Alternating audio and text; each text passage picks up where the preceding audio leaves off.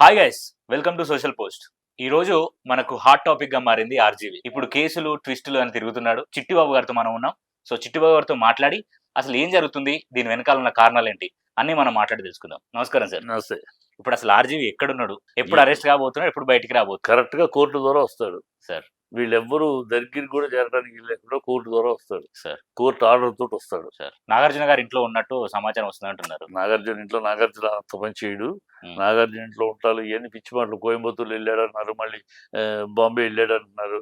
ఇవన్నీ ఉన్న వీళ్ళ ఊహాగానాలమ్మా. ఎక్కడ అతను నేరుగా నా ఉద్దేశం సుప్రీంకోర్టుకి వెళ్తాడు sir.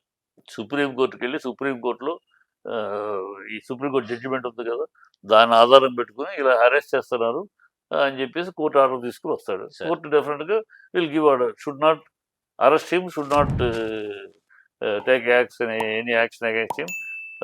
Any enquiry you can do it on virtual చేసుకోండి, లేదా ఇంటికి వచ్చి చేసుకోండి.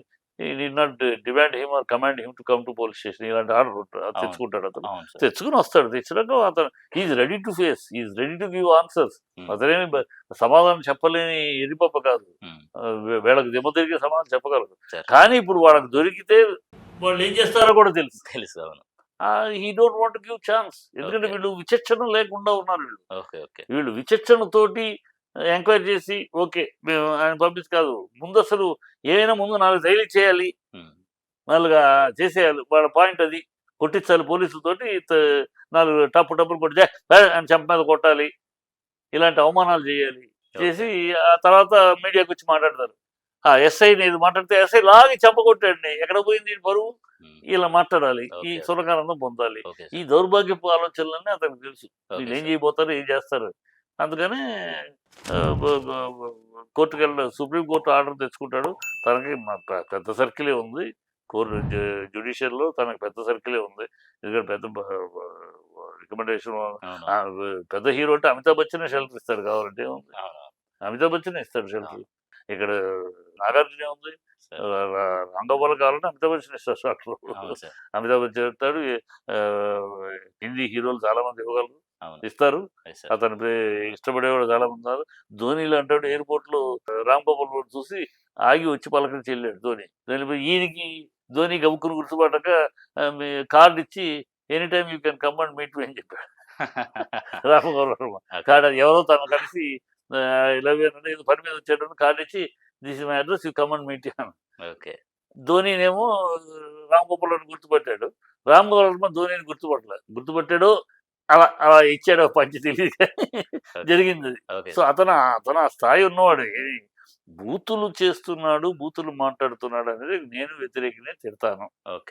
రాజకీయంగా కూడా నువ్వు బూతులు చేయొద్దు. పొలిటికల్ గా, పాలసీగా విమర్శించు. ఆ విషయాన్ని నేను అంగీకరిస్తాను. ఖచ్చితంగా రాజకీయంగా కూడా ఆ సంస్కారం ఉండకూడదు, ఆ సంస్కృతి రాకూడదు. పర్సనల్ గా తిట్టడం చేయకూడదు. మరి పర్సనల్ గా తిట్టడం అందరినీ, తిట్టిన వాళ్ళందరినీ పెట్టండి అంటున్నాను. చెప్పు తీసుకుని కొడతానంటే తప్పు కాదా? పాతాళానికి తొక్కుతానంటే తప్పు కాదా? ఒక సీఎంని ఒరే జగన్, మీ వైసీపీ నా కొడుకుల్ని తరిమి కొడతానంటే తప్పు కాదా? పాతాళానికి తొక్కుతానంటే తప్పు కాదా? ఒక సీఎంని పట్టుకుని పదవిలో ఉండగా ఒక సీఎం సైకో సీఎం అంటాం తప్పు కాదా? మీ నోటికొచ్చినట్టు మీరు వాగుతారా? మీ నోటికొచ్చిన మాటలు మీరు మాట్లాడతారా? మెంటల్ అంటారా? పిచ్చాసుపత్రికి పంపించాలంటారా? నేను చిటికేస్తే బతికి పట్టగలవా అని ఛాలెంజ్ చేస్తాడా చంద్రబాబు? ఎన్ని తప్పులు కావు, ఎన్ని చాలా వేదాలు. ఈ చాలా గొప్ప మాటలు, ధర్మమైన మాటలు. సిగ్గు శర ఉండాలి మాట్లాడారు.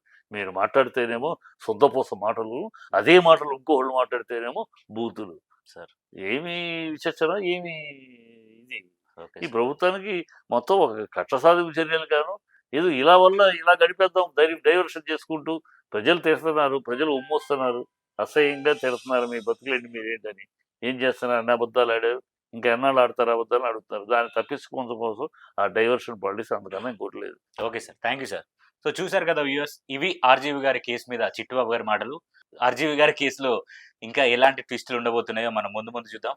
ఇప్పటికైతే చిట్టిబాబు గారు చెప్పిన విషయాలు ఇవి. వీడియో నచ్చితే లైక్ చేయండి, షేర్ చేయండి, అండ్ మా ఛానల్ని సబ్స్క్రైబ్ చేసుకోండి.